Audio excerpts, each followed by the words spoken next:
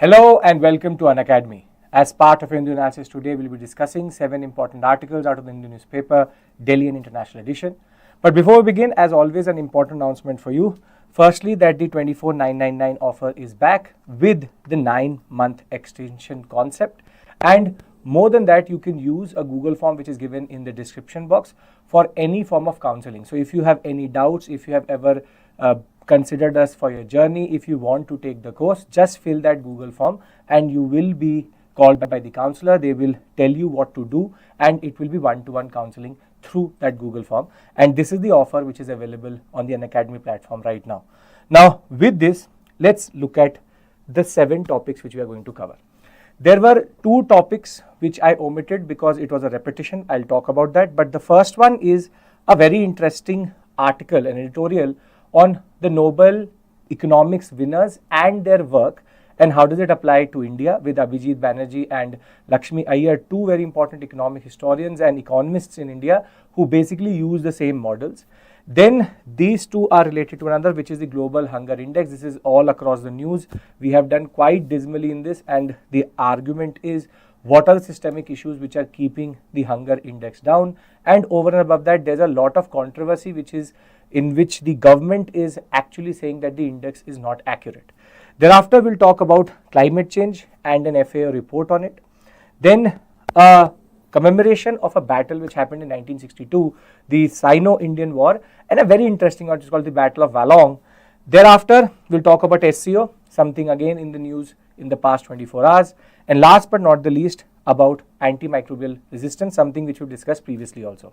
Now, I had predicted this previously also in the CNA that now this is the season to get articles on stubble burning. There was one article on stubble burning on the French page itself.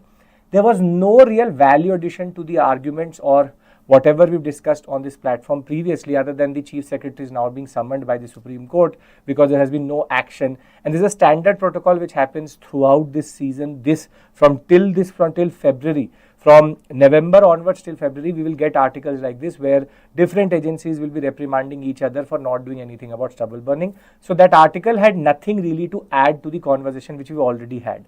Other than that, there was also a conversation with regards to how the MSP has changed. There will be a specific video about that, but MSP prices as it is does not really matter to you. So a static video on MSP will be uploaded soon on the platform. So after, basically there were 9 topics, but I brought it out to 7 which are relevant for your preparation as of right now, and let's try to analyze these in a systematic manner. So the first article has been written by an assistant professor from OP Jindal University, and it's about how the economists who got the Nobel Prize, how their model is quite relevant to a lot of issues which we see. And now in GS paper 3 we can see a theoretical question which can be based on the same concept, which is colonialism, inequality and economic models. Now the larger argument is actually related to a person called Kenneth Pomeranz, and Kenneth Pomeranz wrote a book called The Great Divergence. The Great Divergence debate is a very standard thing which I've seen in my Masters and my MPhil, which is the concept of how the East and the West diverted. But these 3 economists who have got the Economic Nobel Prize, which is Acemoglu, Johnson and Robinson, together called as AGR henceforth, actually talk about institutions and their role in development. This is the starting point. Now, I'll come back to Great Divergence in the end because it will make more sense once we've created the whole model. What I'm trying to do here is I'm trying to divide the article into 3 parts. The first part of the article will deal with what they have to argue. The second part of the article is going to be how India falls into the same model. And the third part of the article is going to be about how it is linked to a larger debate which is there within the academic space, which is called the Great Divergence debate, and how do they add to it, and is it really that comprehensive, and can we really not critique it, or are there people who critique this model in that sense. So 3 parts to this article. First and foremost is they talk about institutions. So I am now going to create this model in front of you, and it is quite interesting that way. They talk about institutions and their role in development.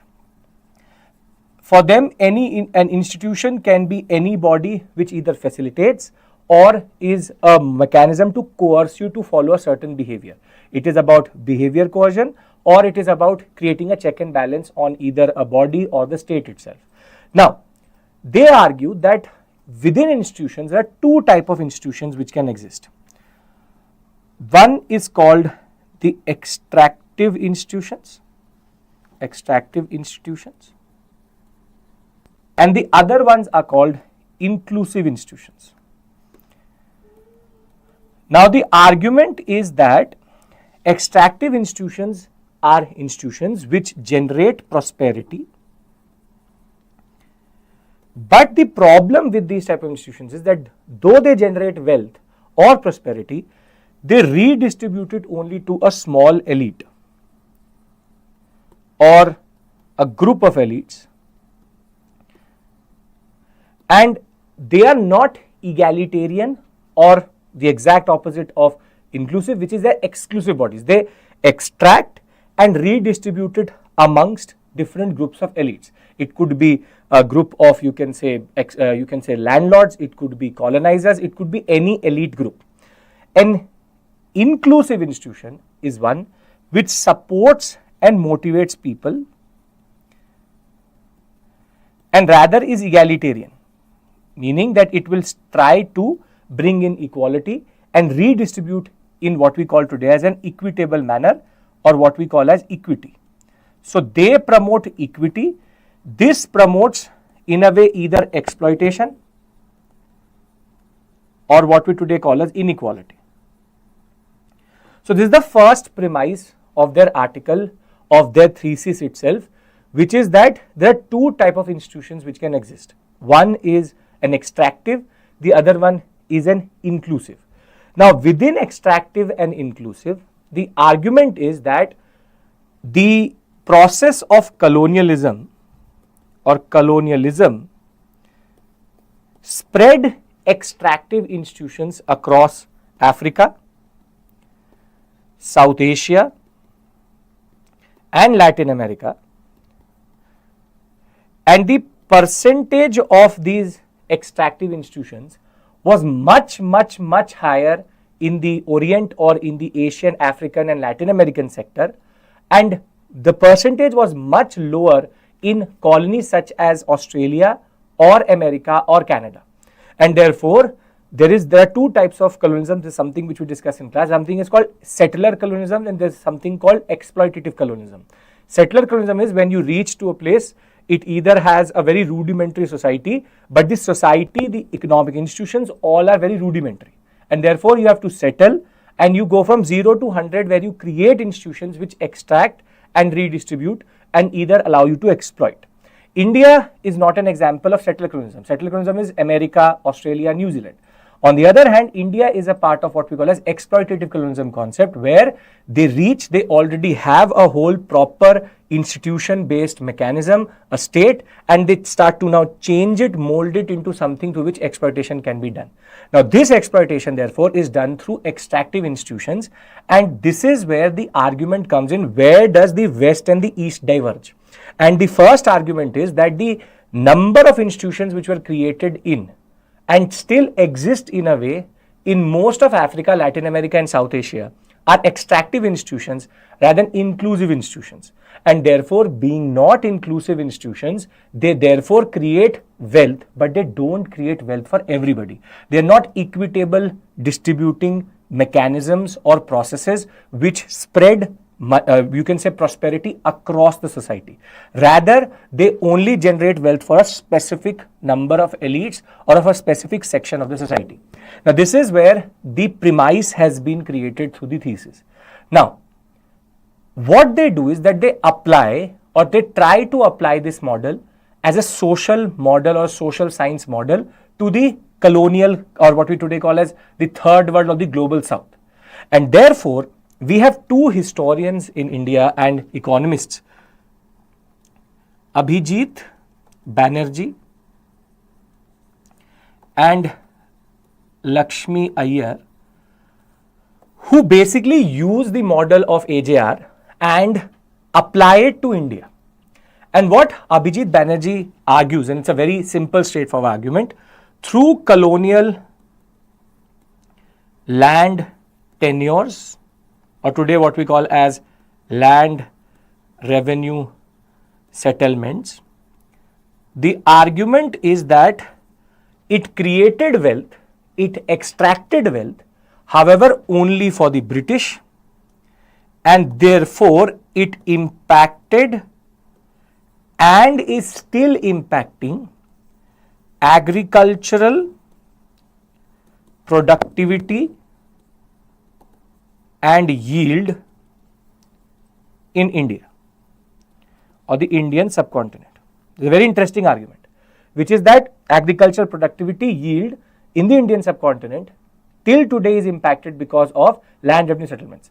This is an argument which I make within post-independence, that if you look at the states which struggle today because of regional inequality, what is common to most of these states is that they are permanent settlement states, and therefore there's a colonial lag or a colonial exploitative mechanism which created an economy which till today is not able to keep, you can say, up to mark, or is not able to reach to the point where other states are.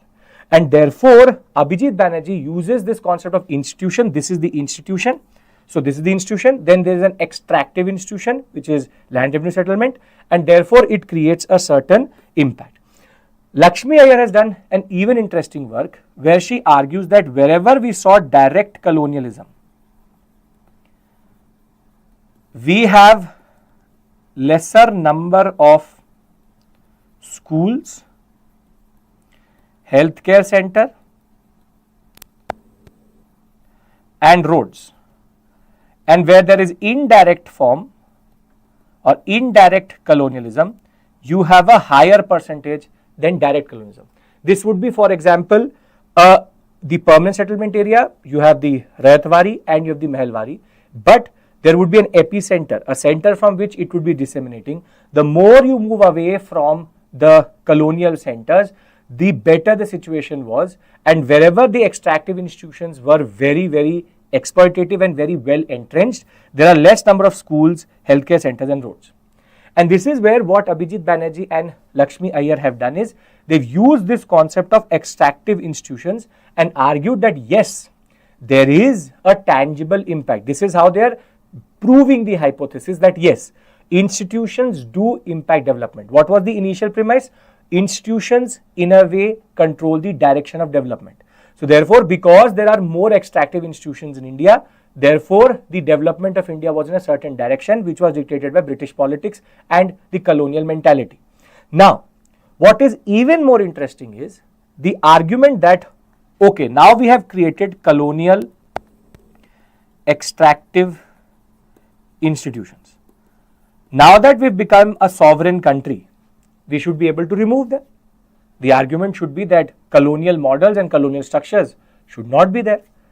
But the argument which the article gives is that in a colonial setup, if there are diverging interests, and this is a sanitized way of saying basically divide and rule, what was done in India, when there are divergent interests pre-colonial and post-colonial, the dilution of these colonial extractive institutions becomes very problematic. Why? Because when there are diverging interests, the way these extractive institutions can be removed is through collective action. But collective action needs collective will. Therefore, everybody has to have a consensus over yes, this institution needs to be dismantled. However, when there is divergent interest, there are political angles, and more than that, there are political agendas. When there is an angle of political interest, what happens is that there is a person who wants to further his political interest and somebody who wants to retract his political interest. There are losers and winners. And in that case, what is done is that colonial extractive institutions, rather than actually being reformed to become better or totally diluted, they are realigned. They are realigned with that political elite to produce wealth for that political elite. And this is where the argument comes full circle, which is that, see, the argument was that extractive institutions create wealth but only for a certain elite. Now, that elite used to be the British colonizer. However, after colonialism ended in India, the institution should have been diluted or dismantled. However, because there were political considerations, the colonial institutions were not diluted or reformed, they were realigned. They were realigned with a new interest and the interest of political elites, or what we call as politicians.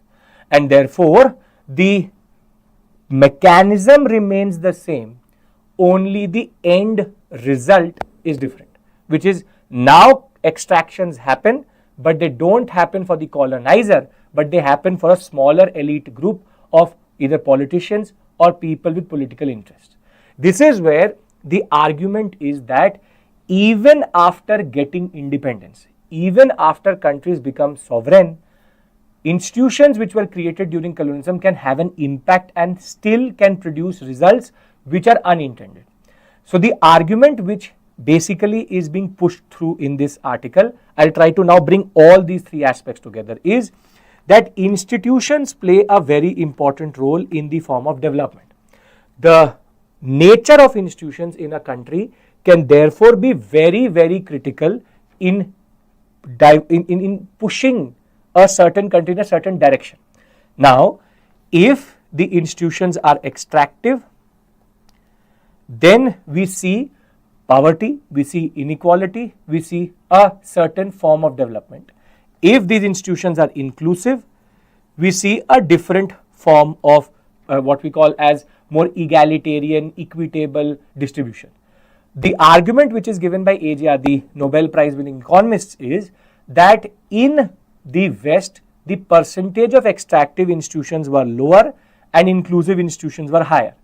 In Asia, specifically South Asia, Africa and Latin America, extractive institutions were more and inclusive institutions were less. And therefore, this diverged their development of the West and the East, East becoming more and more what we call today as third world, which is poverty stricken with a lot of underdevelopment. On the other hand, the West became what is called as the developed countries in that regard. And a very good, this is a model, a very good example of this is through Abhijit Banerjee and Lakshmi Iyer, who argue that if you look at the land revenue settlements, they have impacted, still impact the agricultural productivity of certain areas in India till today. And Lakshmi Iyer actually talks about rather social security institutions, which is, for example, healthcare, roads and schools, being less in areas which had direct colonial impact or were under direct colonialism, unlike indirect forms of colonialism. And therefore, there is a divergence in the direction of East and West because of the way institutions were created. That is why they got the Nobel Prize, because now the argument is that even though the country may be free, may be sovereign, it may still be under the grips of these institutions. Why? Because if previously it was created for the mother country, for the colonizer, the new political elites have realigned these institutions for their own purposes and for their own understanding and for their own wealth generation. Now, what we also call this new institution based colonialism is what we call as neo-colonialism and neo-imperialism. This again you would have heard for sure somewhere or the other.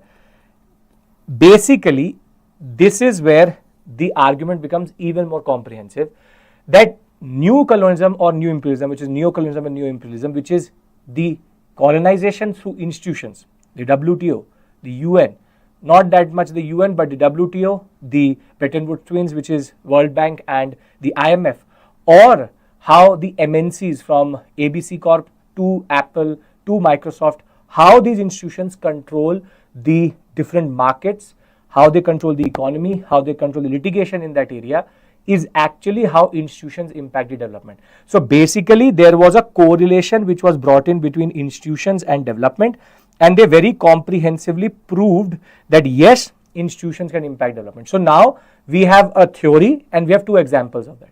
The theory is extractive and inclusive. We have one example in colonialism itself, and then you can say regional inequality in India is a direct product of that. And neo-colonialism and neo-imperialism are based on the same principles of institution-based control. And the idea that in a politically diverged, or when we say there are different political interests in a country, the colonial institutions will not be diluted or removed. They will be reformed or realigned in such a way that they now produce for or are linked to the new political interests. This is a very important point you need to understand, that this is why we talk about the police reforms, why we talk about reforms to bureaucracy, why we talk about reforms to how the state works, because the structures may have changed, but the nature has not changed, because they are extracting now not for the colonizer, but for a small political elite in India itself. Now, these are the first two parts, the theoretical model, how India comes through into it. Now comes the larger concept of what is called as great divergence. Now, this I am linking up with the larger argument, because the UPSC can use this word great divergence, if not specifically, but can use this concept in either GS paper 1 or 3. You have to understand what great divergence means. Now, Kenneth Pomeranz is a historian who basically gave this concept of great divergence. And the argument he gave was that in the 15th, 16th, 17th, 18th, specifically the 17th, 18th century, there was a divergence between the West and the East because of their political and economic development. And the reason was because the West was industrializing, they went in a different direction. And there's a very interesting book, Why Europe Became Rich and Asia Poor, by a person called Prasannan Parthasarathy, which I quote for deindustrialization.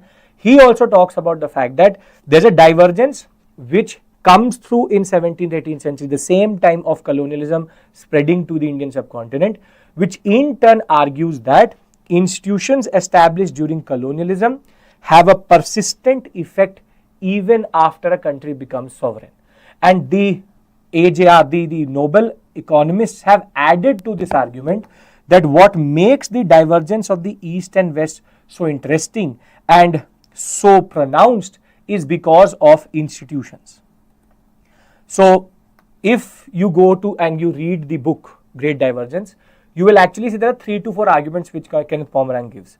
First is the way agriculture was done in the East and the West, where in India there was never need for, you can say, agricultural productivity to really go up because land was always available, agrarian expansion was always possible.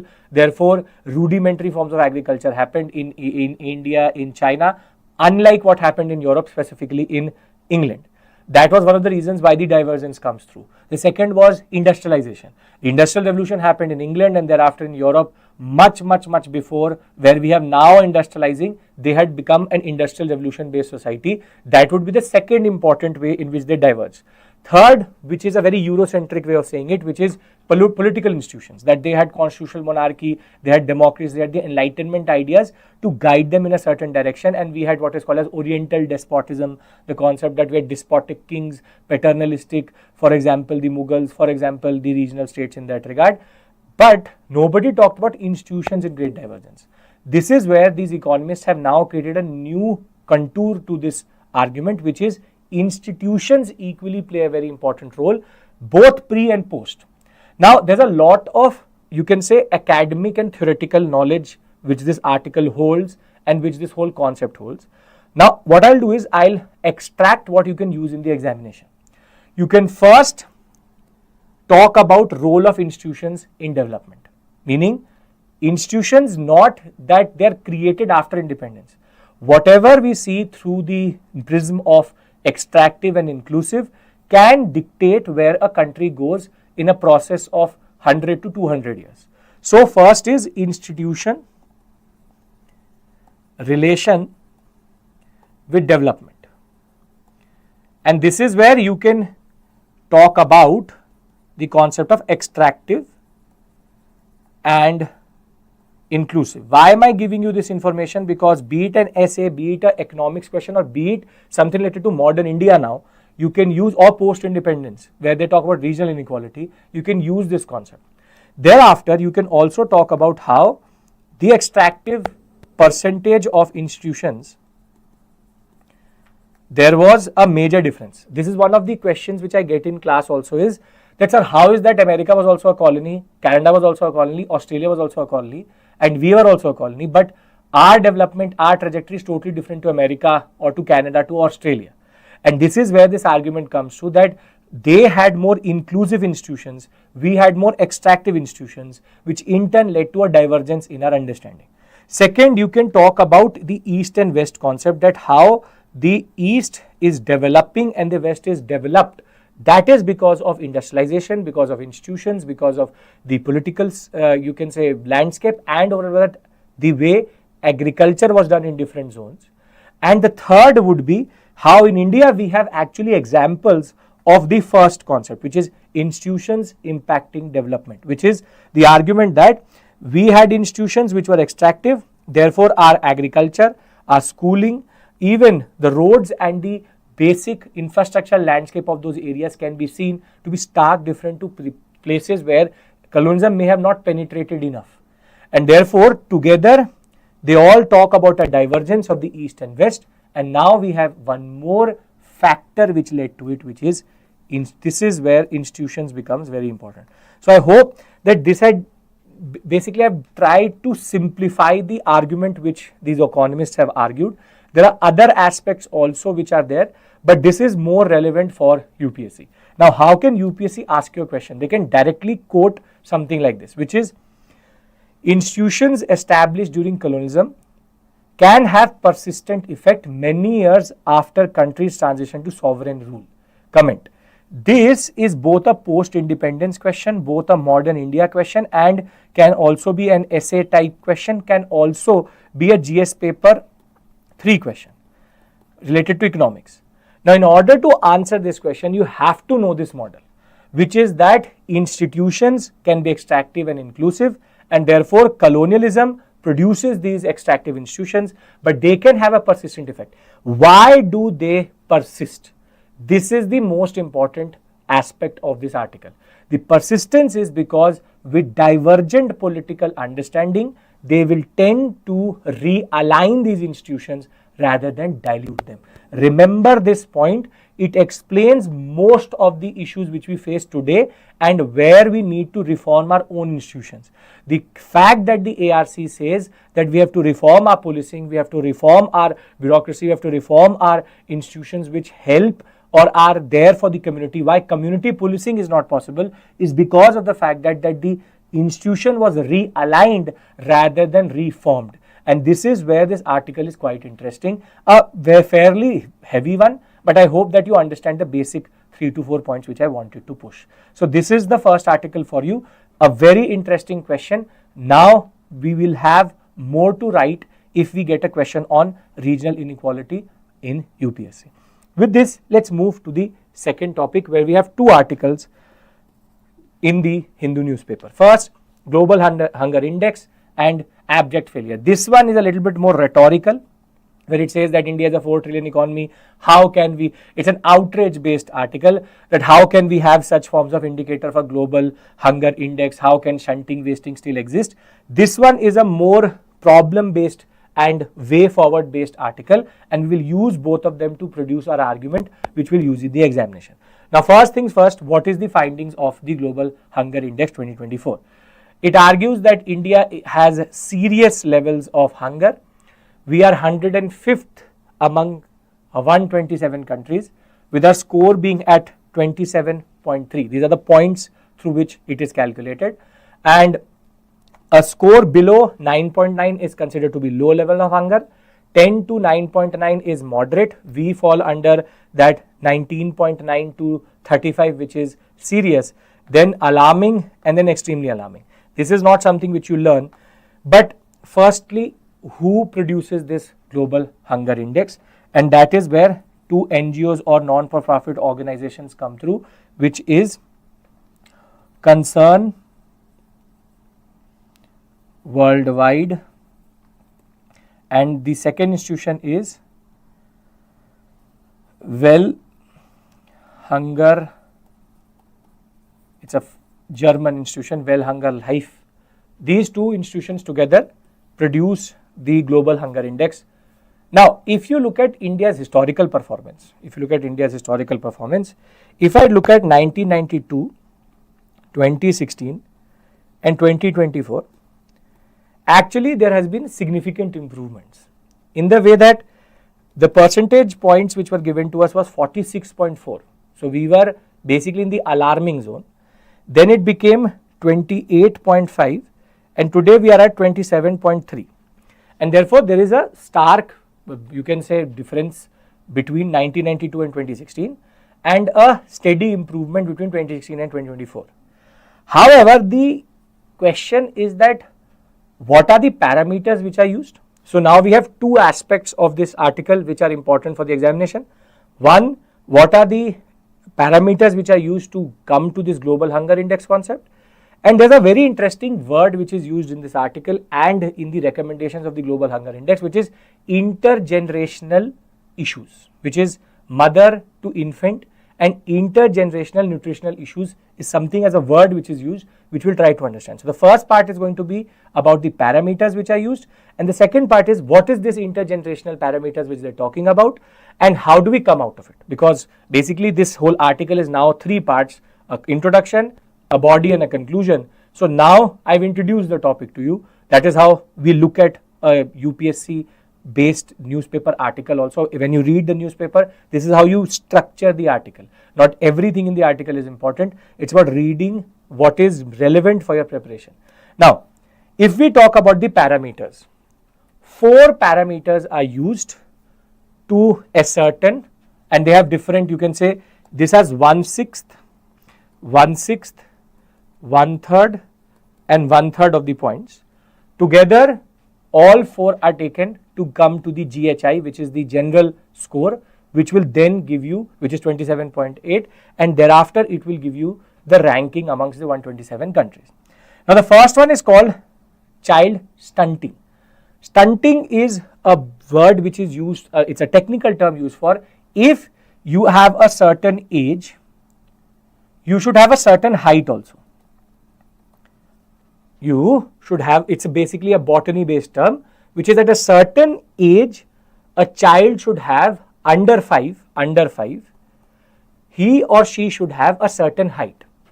Now, if for the age you have a height lower than what it should be, it is called stunting, meaning that their development stunted because of chronic undernutrition, and therefore your height is lower than what it should be at your age under 5.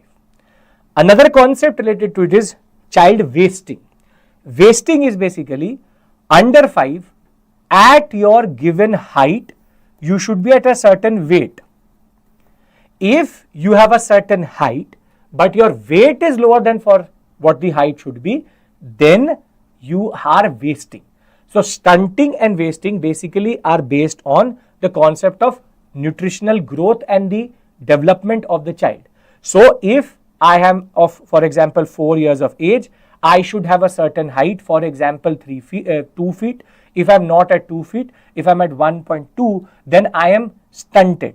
However, for 1.2, if I needed to have, for example, my weight to be 10 kgs and I am at 8 kgs, I am also stunted and wasted. And therefore, there is stunting and wasting. Stunting is a height based measure with age, and wasting is the concept of weight vis-a-vis height. So there are 2 terms which you will see for sure in the newspaper and in the paper somewhere or the other. I have a prelims questions for this also, but the idea is stunting, wasting are correlational to one another.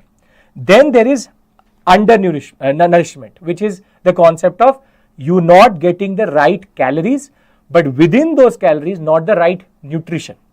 So nourishment, the word is used for insufficient calorie intake, and also if you are getting, for example, 2000 calories, are you getting the right amount of iron, calcium or omega, whatever it may be. And this overall can impact the child mortality, which is under 5 years of age, how many children are dying. So share of children before they reach their 5th birthday who die. Now together, if you look at these 4, you get global hunger index points. Now 13.7% of under 5 population in India is undernourished, 35.5% of the children are stunted, 18.7% of them are wasted, and 2.9% of them are dying before their 5th birthday.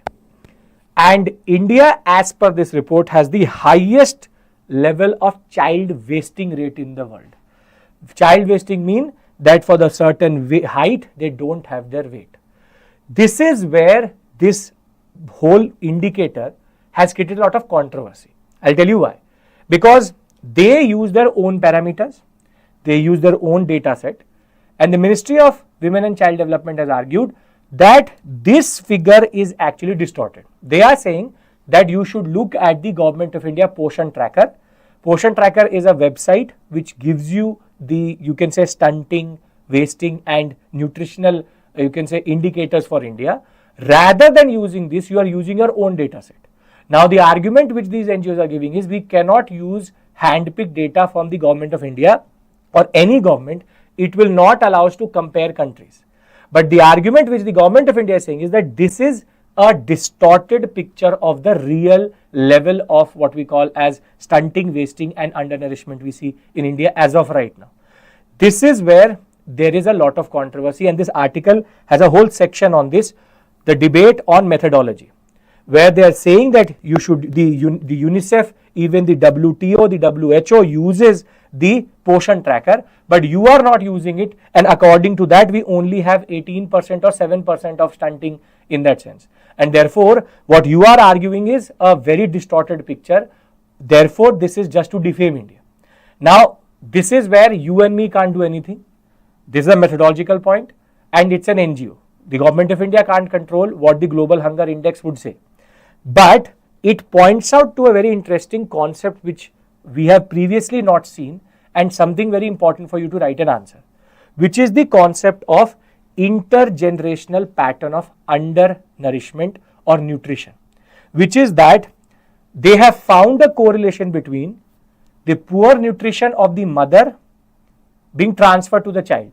Something very obvious, obviously, but they are saying that because the mothers are either gaining weight in their last state of pregnancy, which in turn leads to the child development in the womb being stunted or wasted, or because her nutritional aspects of diet were not taken care of, that in turn leads to wasted children or stunted children. And this is where mother's health obviously will impact the child's health. And therefore, any scheme which only is targeting towards the children is incomplete. Therefore, it has to be both women and child development rather than either. So, what do we do with all this data? Why is it so important for us for the examination? Now, you just have to do three things. First, you have to learn stunting, wasting, undernourishment and mortality. The four parameters. This is a very standard question which can come in the prelims examination. I have a question for you also. All of you will answer it in the chat box. Thereafter, second is the aspect related to intergenerational pattern of undernutrition. This is where we will use this concept for our examination. We will argue that when we become, or it can be basically a case study also, that when you become an IAS officer, if you are given the responsibility to find a solution for nutrition, child mortality, infant mortality, maternal mortality, it has to be a, you can say, correlated scheme where both the mother and the child and women and child development have to go hand in hand.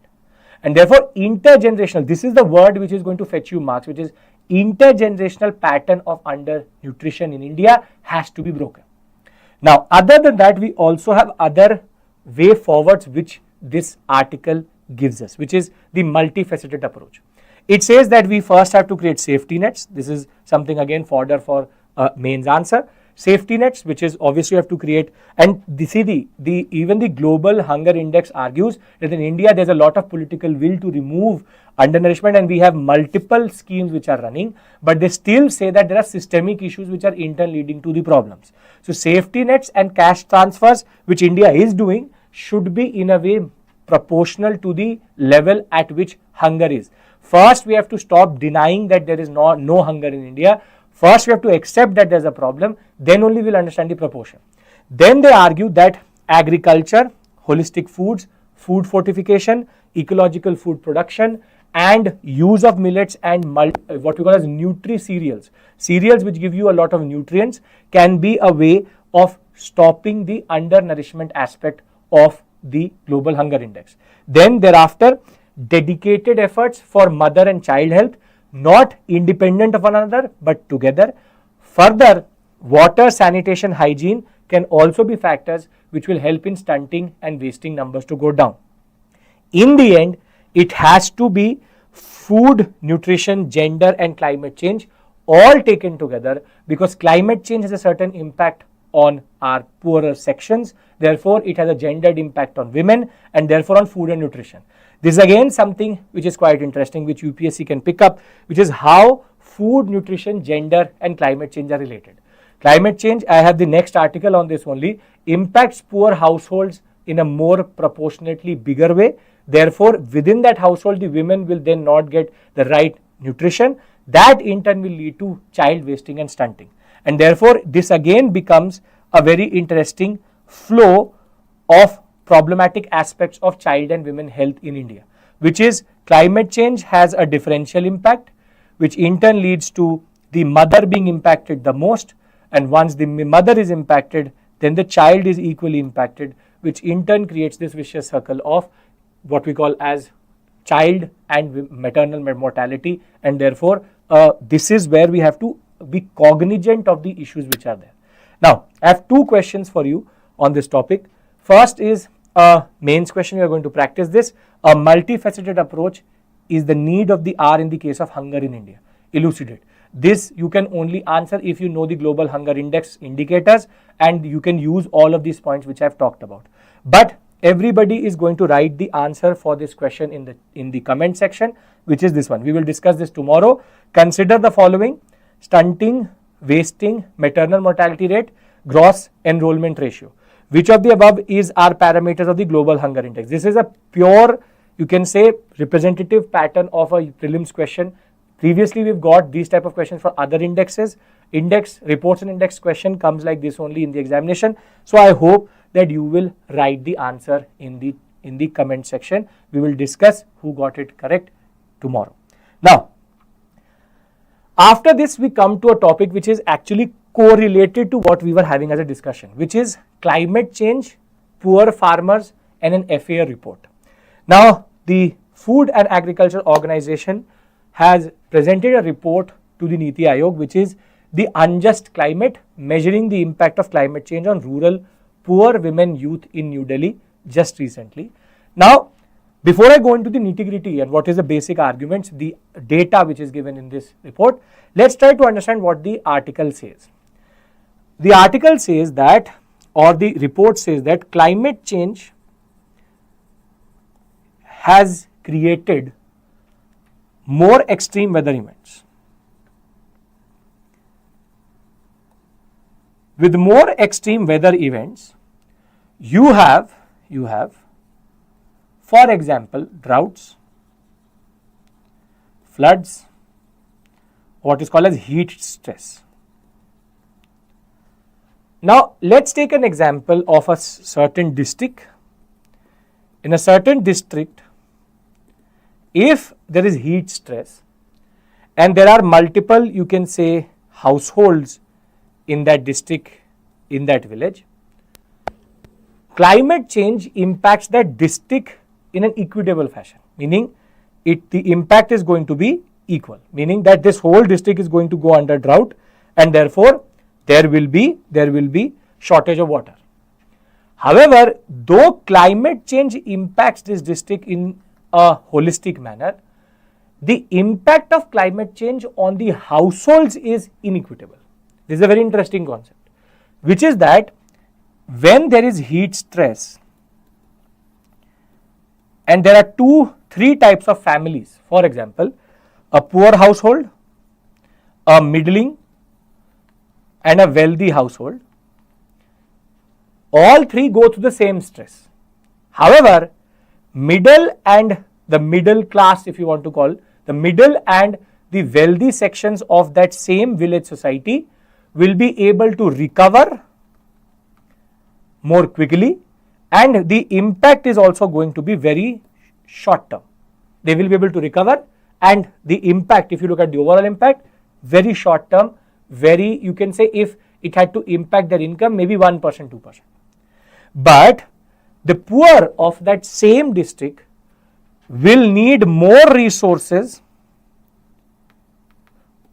to sustain themselves with no, you can say, jobs outside the agriculture space, because agriculture will fail itself. They will most probably be shifted or will move into poverty. So they are more vulnerable to be pushed into or pushed below the poverty line because of heat stress, because of their, this is where the whole concept comes in. There is a systemic issue in India where climate change is not impacting everybody in the same way, which is true. Extreme weather events, too much heat, you and me can just switch on the AC. However, that is not true for rural India. But in rural India, the most poorest section is going to, which was trying to come out of poverty, maybe barely above the poverty line, they will go below the poverty line once that heat stress or flooding is going to happen. And therefore, that is why the report says what? Unjust climate. Unjust because it does not have an equitable impact on everybody.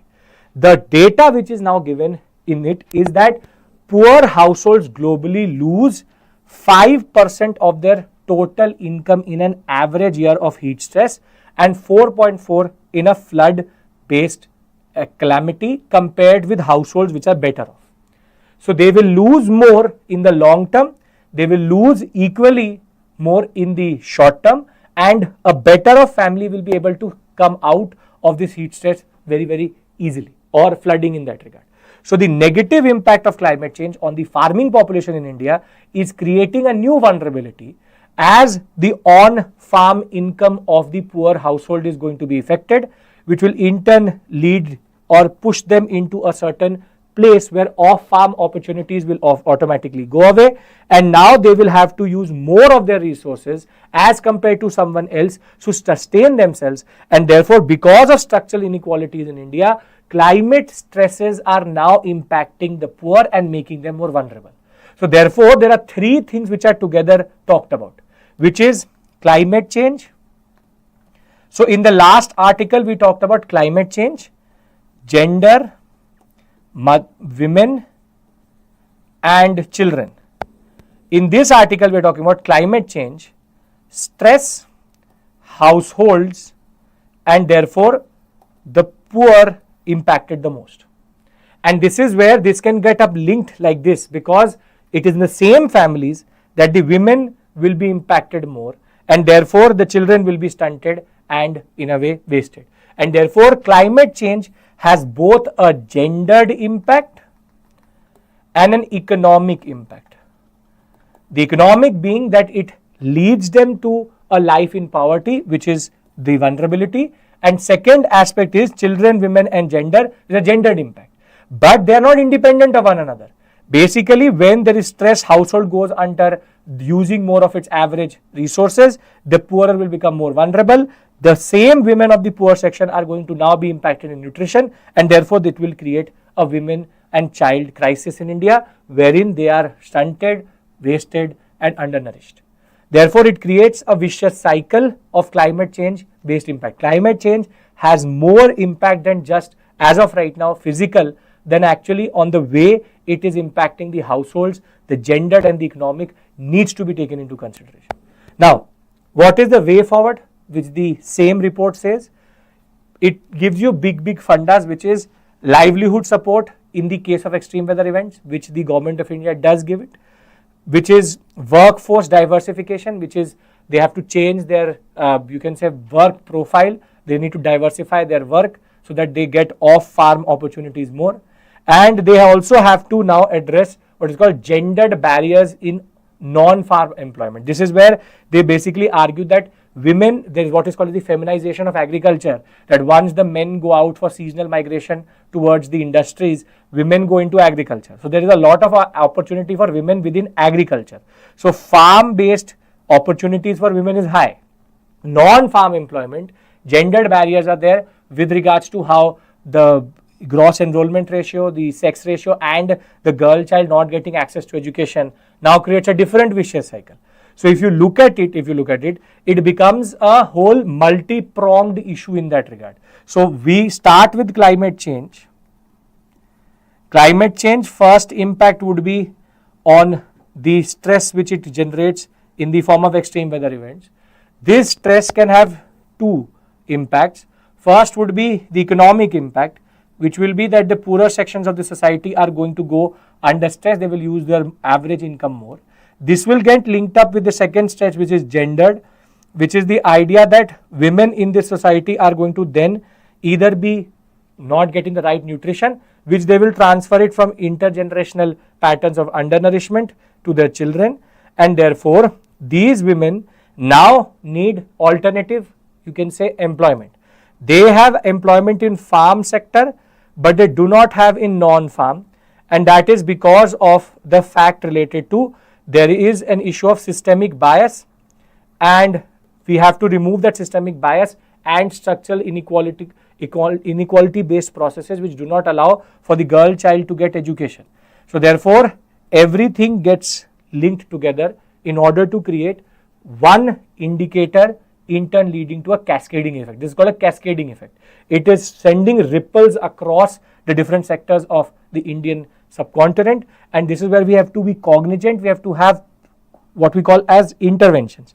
We have to de-link these different processes, and for that we need a targeted intervention. This is where schemes really don't work, because schemes are umbrella bodies. They will try to work under a certain principle. We need more impacted and more focused, you can say, scheme based intervention into certain sectors.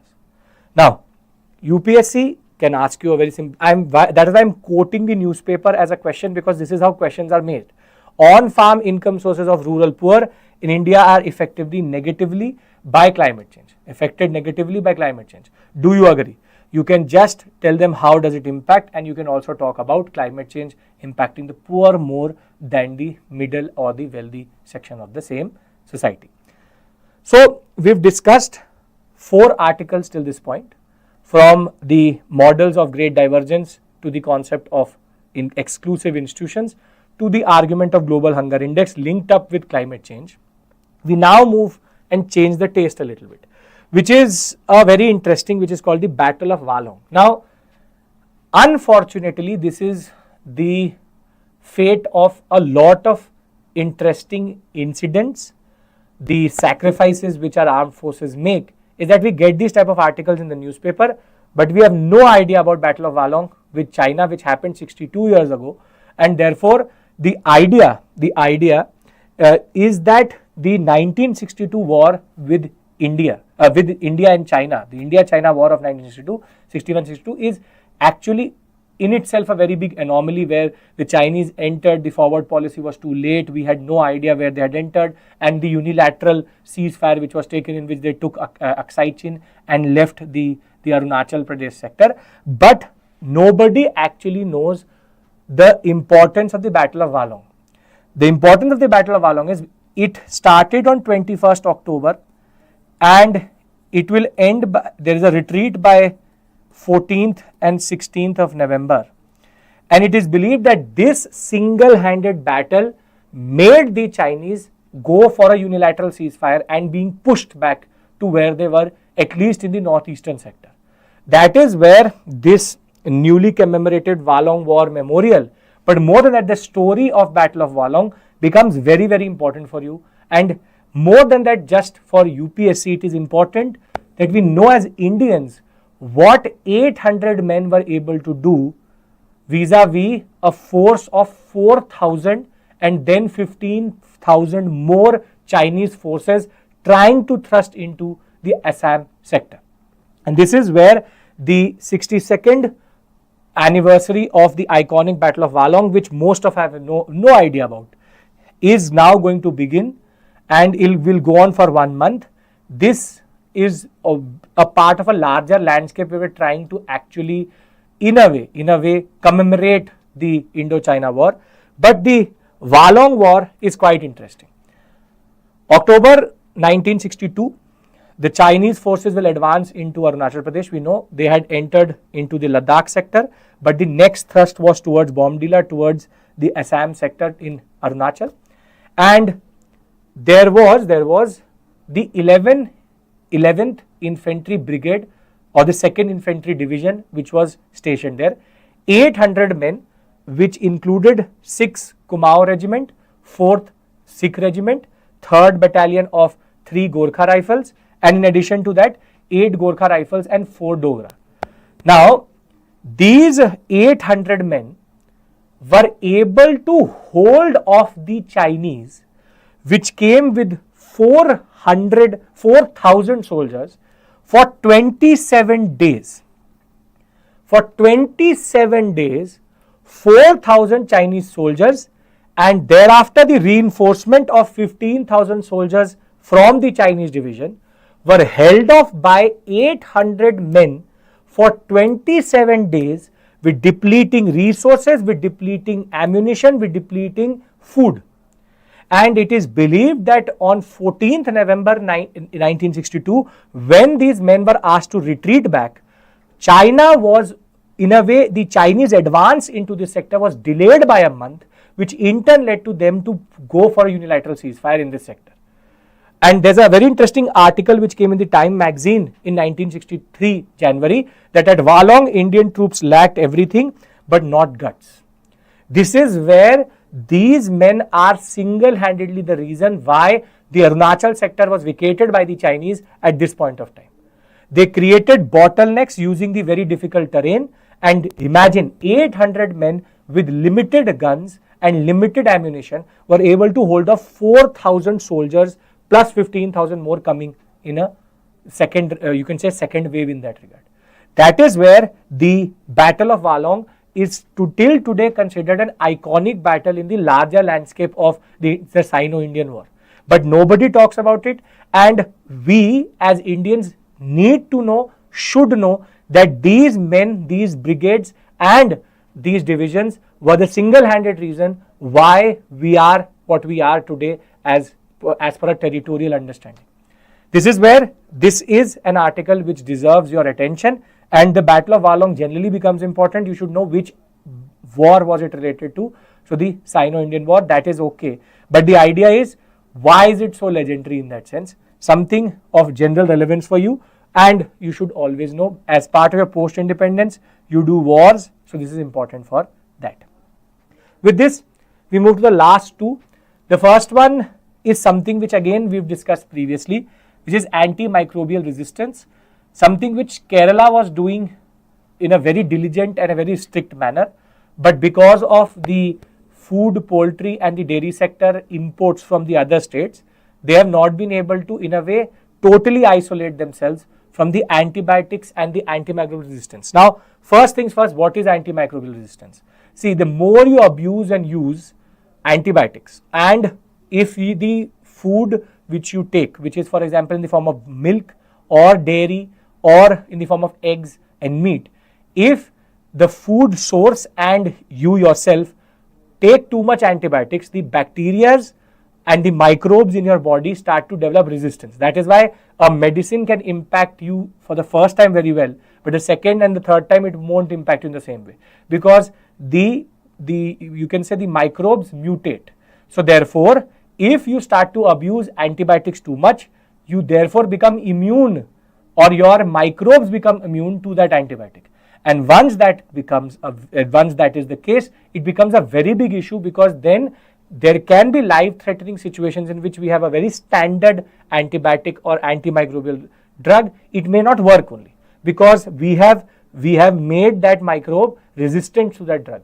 And more than that, within hospitals and within our communities, antimicrobial resistance spreads through contact, spreads through, you can say, human to human exchanges, and therefore this is now becoming a very big issue. In order to counter this, the Drugs Technical Advisory Board has argued that we need to change the new drugs and clinical trials rules of 2019 to add antibiotics into new drug category if the drugs consultative committee is going to accept it, then you will not be able to get antibiotics without prescription. The manufacturing, marketing, sale of antibiotics would need to be documented. The manufacturing and marketing of the antibiotics itself would need a union government, you can say, permission rather than the state government, and you will only be able to buy antibiotics on prescription as it happens in America and in the West. You cannot buy, today if I go to a chemist and say that you give me erythromycin or augmentin, or you give me any random, you can take erythromycin and augmentin, the most standard antibiotics which you will find, you will get it without prescription. They will give it to you as it, Azax, AZ, they will give it to you in 1 second with crocin, and he will recommend one more medicine over and above that, where he will say you have this also, you will be fine. Therein lies the problem, because if I have to do a 3-day course, I will do a 5-day course. Some people don't know that they have to stop taking antibiotics. There is a certain course which has to be done. Therefore, this amendment will in turn lead to the labeling of antibiotics changing, a blue stripe in that regard, and therefore the sale would become something which will become very difficult. On online platforms you need a prescription, but in offline chemists you don't need a prescription. They themselves, you go and say to a chemist that I am not feeling well, I am feeling feverish, I have a cold. He will say, okay, take this crocin, take an Azax, take the Citizen or Allegra. They basically, this is 3 to 4 medicines you take, you will be fine. Chemists are themselves doctors because there is no regulation of, you can say, chemicals and drugs in India. Now, this is relevant for you vis-a-vis prelims, which is what are the causes of antibiotic resistance, which is over prescription or overuse of antibiotics, patients not finishing their treatment, specifically in TB, where you start to what we have multi-drug resistance form of TB, then overuse of antibiotics in livestock and fish farming, then poor hygiene in hospitals, which in turn leads to infection spreading, and there is no new antibiotic which has been developed in the recent past, as the WHO argues. But there's a vicious circle in which this can spread, which is first from your food source and from you both, by you taking antibiotics or from the food source taking antibiotic.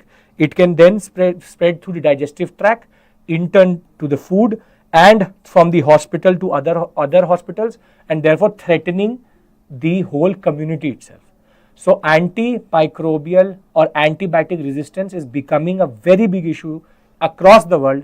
It's an epidemic and a pandemic in making, and we have to do something about it. From chicken to pig to mostly we don't consume it. We have the chicken based antibiotic issues, but in the West there is also beef based issues, wherein it is the food source, and we have pesticides, insecticides as it is added to our plants. So it's not that vegetarians are safe. Everybody is in focus and everybody is vulnerable to this, and therefore this is something which is in the process of making. Let us see what happens in that regard. Is there any conclusion to this in that sense? Okay, with this we move to the last topic, which is something which has been brewing up for a very long time. The SCO meeting happened in China. I'll tell you what is the Shanghai Cooperation Organization. It happened in Pakistan rather. So the SCO meeting happened in Pakistan. Firstly, there was a lot of question marks that if India is going to engage in the SCO because it is happening in Pakistan. But our External Affairs Minister Jaishankar did go there, and India has been very clear in arguing 2 to 3 things in a very straightforward manner to Pakistan. Terrorism and development, terrorism and dialogue cannot go together. Simple, straightforward. You can't be killing our soldiers and spreading terrorism across India and bombing cities in India. At the same point of time, we try to have Aman ki Asha with you, wherein the Asha, the hope itself is ill-placed, because that is where India has created an economic blockade. We are not engaging with them in all platforms. So this is a, you can say, anomaly in that regard. There's a lot of controversy which you would have seen vis-a-vis the Pakistan Cricket Board asking the BCCI that India should play the Champions League or the Champions Trophy in Pakistan itself. BCCI has on paper straightforward said India will not play any match in Pakistan, and therefore there's a lot of tension which is there. There's a lot of dialogue which is there. But on the sidelines of the SCO, both the external affairs ministers have met, and they have said that it has been a productive meeting. Nothing substantial has happened. The fact that these two you can say ministers have met itself is a new breakthrough in that regard, because there has been no dialogue previously. last time when the SCO meeting happened in Goa, there was a lot of, you can say, poison which came out of their external affairs minister, Pakistan, who again brought up the issue of Kashmir, and therefore that was not a productive meeting. That was an antagonistic form of, you can say, a diplomatic spat which happened between India and Pakistan. Here we kept it civil. Pakistan also avoided any form of, you can say, controversial events. There was a video which showed both of them talking. Not a formal event has happened, not a formal sideline meeting has happened. It was just a basic informal meeting. Both said that it was positive, but nothing really comes out of this. We have to see what is the direction it is going. As of right now, the BCCI and the Pakistan Cricket Board issue of the Champions Trophy 2025 is a major issue. India has already said that we'll play in Sharjah, we'll play in Dubai, but we'll not play in Pakistan. But this is where we have, in a way, like given a little bit of respite to Pakistan. But India's stance here is totally justified and is actually correct. Terrorism, and we had the UN speech again where Pakistan was talking about Kashmir.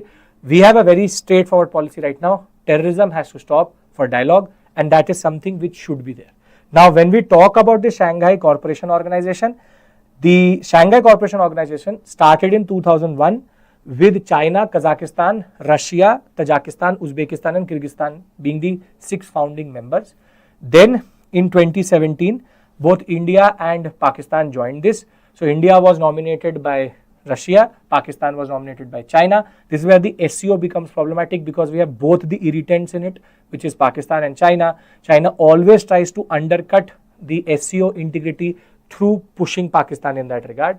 And in 2013, we had Iran joining, and in 2014, we have Belarus joining. So 10 members are there as of today, Belarus, Iran being the latest, and Saudi Arabia has initiated the steps to join the SCO since 2023, and we have Egypt and Qatar and Saudi Arabia, all 3 waiting in the queues to join the SCO. SCO is initially was like BRICS. The argument was we have to move out of America dominating or dominated organizations. Multilateralism has to come out of the West, has to go to the global South. However, this organization became problematic as soon as Russia and Ukraine happened, and India and China already had a lot of tensions. India was nominated by Russia. In order to undercut that, Pakistan was added, and therefore SCO till today only remains a namesake organization for India at least, and in a way created just a moment of cooperation where the external affairs ministers met. Now, before I end the session, I would like to give you an overview of what we've done. First things first, we have understood the concept of exclusive and inclusive institutions. How colonialism produces exclusive institutions, which in turn leads to what we call as wealth generation, but it goes into elite channels.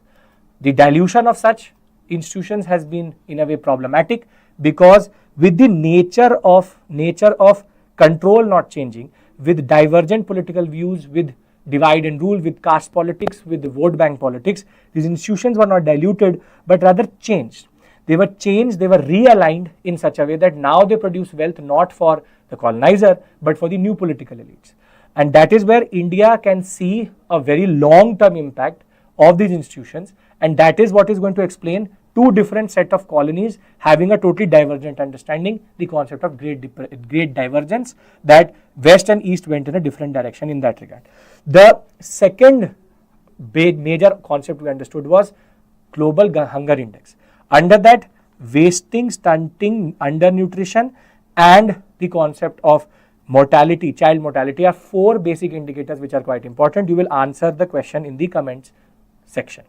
Thereafter, you should also understand one thing, which is we discussed antimicrobial resistance. The concept of how antimicrobial resistance spread is becoming problematic. Therefore, antibiotics may be regulated in India. Then the Battle of Walong, which is a very important battle in the 1962 war, one of the single-handed reasons for the unilateral ceasefire of the Chinese, and 800 men holding off close to 19,000 Chinese soldiers is in itself a miracle, and the valor and the bravery and the, you can say, the strategic understanding of our soldiers is beyond exception. There are multiple videos on YouTube about the Battle of Walong. You should watch it.